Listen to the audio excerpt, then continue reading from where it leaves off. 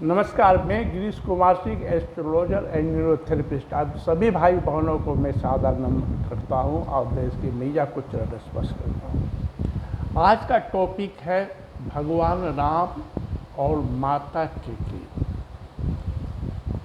कैकेयी माता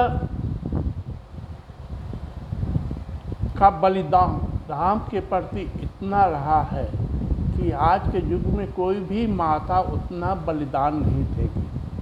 लेकिन कथावाचक जो हमारे विद्वान कथावाचक ने अपनी कथा के दौरान कैकेयी को हमेशा नेगेटिव रूप ही दिखाया गया। यही इसलिए हमारे समाज में लड़कियों का नाम कौशल्या रखा गया, सुमित्रा रखा गया, लेकिन कैकेयी नहीं रखा गया। आप ऐसा कोई भी लड़की को नहीं ढूंढ सकते हैं जिसका नाम कैकेयी हो। इसका मुख्य कारण क्या है? कथावाचक जो हमारे विद्वान कथावाचक ने मैया कैकेयी की जैसे छवि को प्रकट किया है वो बहुत ही निंदनीय है। सच पूछिए तो माता कैकेयी ने अपने राम के प्रति जो बलिदान दिया है, आज के युग में ऐसा कोई माता नहीं होगा जो पुत्र के प्रति उतना बलिदान देता नहीं दे सकती। लेकिन आजकल कुछ विद्वान कथावाचक हैं इसका विस्तार से विश्लेषण करके समझाया है और अब कहना शुरू किए हैं कि कैकेयी माता जैसा कोई माता नहीं। अगर कौशल्या, कैकेयी और सुमित्रा इन तीनों में सबसे श्रेष्ठ कौन सा माता है तो आज के विद्वान कथावाचक बोलते हैं कैकेयी है और उसको समझाते भी हैं। तो वहाँ के भी सब समझाते हैं। कैकेयी अश्वपति के पिता अश्वपति थे, राजा थे। राजा दशरथ के 3 शादी हुई थी, कौशल्या, कैकेयी और सुमित्रा।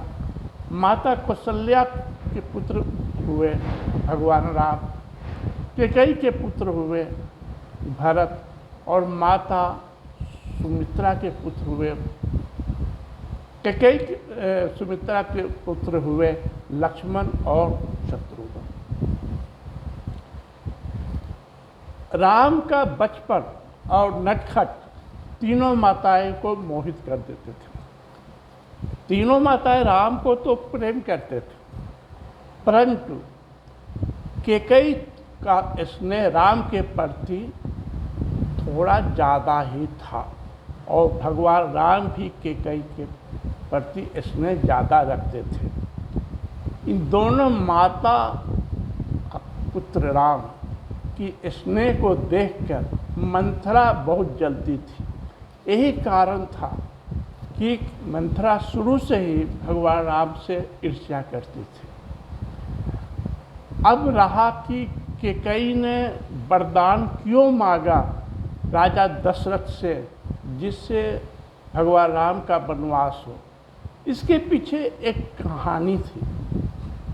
हम शॉर्टकट में उस कहानी को बता रहा हूँ। माता कैकेयी और भगवान राम आपस में खेल रहे थे। खेल के दौरान माता कैकेयी की हार हुई। इस हार से माता कैकेयी बहुत ही खुश हुई। स्वाभाविक है कि सब माँ का स्वभाव होता है कि मेरा बेटा हमेशा जीते, माँ हारे तो कोई बात नहीं। उसी हार के खुशी में मैया कैकेयी ने राम से बोला, तुम्हें जो मांगना है मांगो, हम तुम्हें दें। भगवान राम ने कहा कि मैया सोच समझ के बोलो, मैं मांगूंगा तो देना पड़ेगा। तो मैया ने बोली, मांगो, मैं तुम्हें जरूर दूंगा।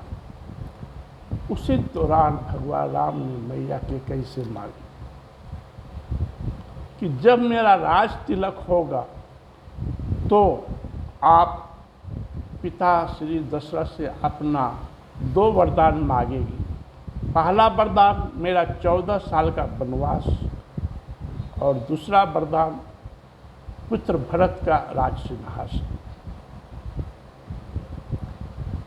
ये सुनकर माता कैकेयी आश्चर्यचकित हो और बोली कि पुत्र ऐसा संभव नहीं है, मैं ऐसा वरदान हम राजन से नहीं मांग सकते हैं।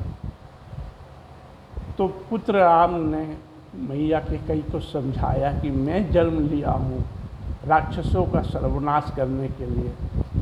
मैया, अगर आप ऐसा वरदान नहीं मांगेगी तो मेरा जन्म लेने का उद्देश्य सफल नहीं हो पाएगा।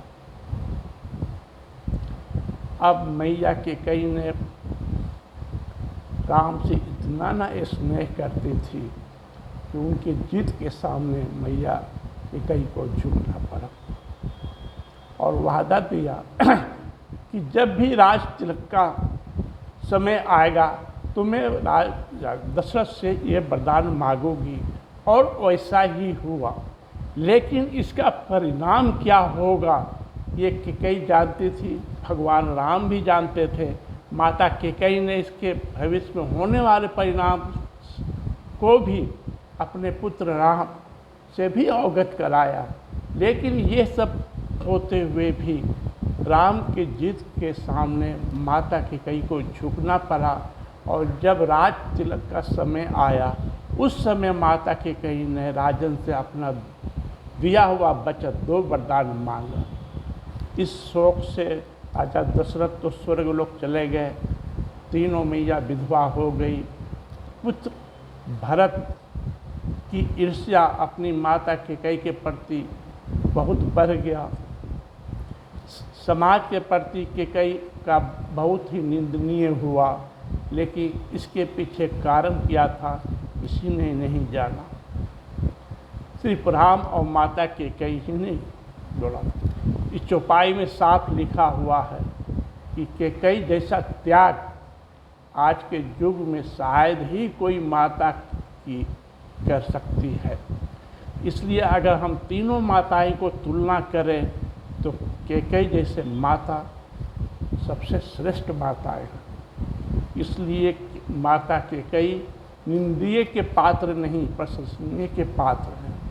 इसलिए हम सभी माताएं भाई बहनों को कहते हैं कि जिस रूप में हमारे विद्वान कथावाचक पहले सुनाया था और उसका नेगेटिव रोल आपको दिल और दिमाग में पहुंचाया, उसको निकाल दीजिए। कैकेयी सर्वश्रेष्ठ माता थी तीनों माताएं में। इसलिए हम सब माताओं से भी कहते हैं कि अगर माता बनना है तो कैकेयी जैसा बनो, पुत्र बनना है तो राम जैसा बनो। इसलिए कैकेयी एक प्रशंसनीय पात्र है, ना कि निंदनीय पात्र है। मैं सभी कथावाचकों से सादर निवेदन करता हूँ कि जब भी राम कथा सुनाए तो माता कैकेयी का जब भी आए प्रसंग तो उसको थोड़ा विश्लेषण ठीक से करें। इसी के साथ मैं अपना आज का वीडियो बंद करता हूँ और सभी भाई बहनों को सादर नमस्कार, मैया को चरण स्पर्श।